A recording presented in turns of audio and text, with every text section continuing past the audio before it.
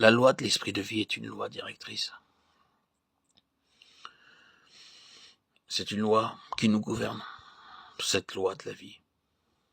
Et elle nous amène à cette position de fils. Qu'est-ce que cela signifie?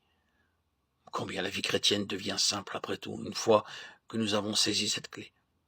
Cela signifie, bien aimé, que Jésus, le Fils de Dieu, vit de nouveau sa vie en nous.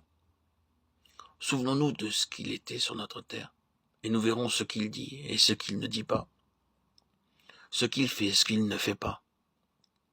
Car ce qu'il ne dit pas et ne fait pas est tout aussi significatif que ce qu'il dit et fait. Nous verrons où il va et où il ne va pas. Nous verrons quand il va dans un certain lieu et quand il évite d'aller dans un certain lieu. Nous verrons une vie divinement gouvernée dans ses paroles, ses mouvements, ses actes, merveilleusement gouvernée en tout. Et il vit de nouveau cette vie-là en nous. Nous sommes loin d'en être une expression parfaite, parce que, tout d'abord, nous ne sommes pas assez sensibles ni assez rapides pour comprendre ce que l'Esprit dit dans notre cœur. Nous n'avons pas une oreille qui soit exercée et bien accordée, simplement parce que nous écoutons trop d'autres choses.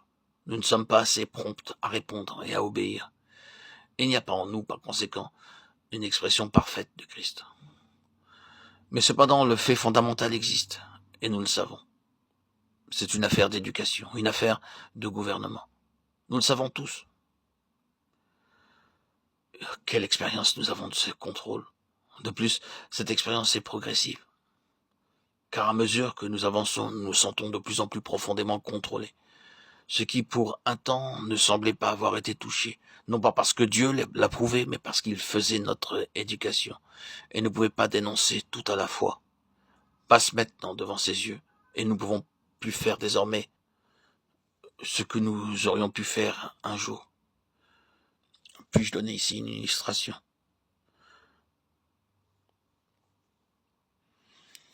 J'avais souvent l'habitude de me servir de la littérature profane pour illustrer mes pensées.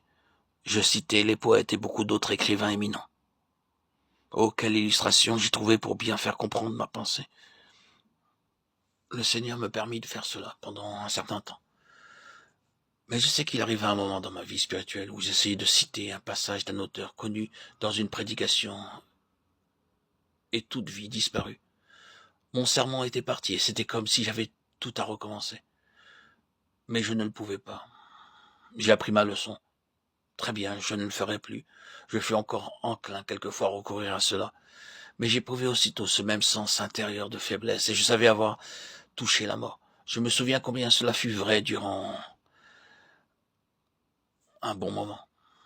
Quelques-uns d'entre nous avions été très forts devant les épreuves et avons dû subir beaucoup d'épreuves. Mais Dieu ne permet pas que les choses de cette terre que nous vivons soient mêlées aux choses célestes.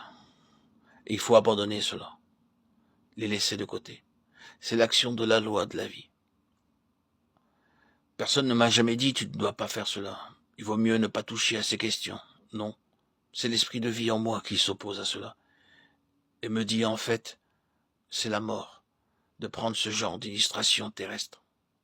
Si tu veux la vie, si tu veux que ton message signifie vie, si tu veux atteindre le but de Dieu, laisse toutes ces questions-là. Cela n'est pas né de Dieu, et il n'y a que ce qui est né de Dieu qui puisse accomplir le dessein de Dieu et retourner à Dieu. Mets donc tout cela de côté. Je dis que cette loi de l'esprit de vie est une loi qui nous gouverne. Si nous avons la vie et que cette vie est sa propre voie, nous atteindrons le but tout entier de Dieu. Ce n'est pas une chose abstraite, c'est une personne divine qui réside en nous. Christ, qui est la vie, nous dirige de l'intérieur par le Saint-Esprit, l'esprit de vie. Nous voyons ainsi dans l'action même, dans l'opération même, dans l'exercice même de cette vie, combien elle est entièrement autre. Elle ne veut pas cohabiter avec d'autres choses.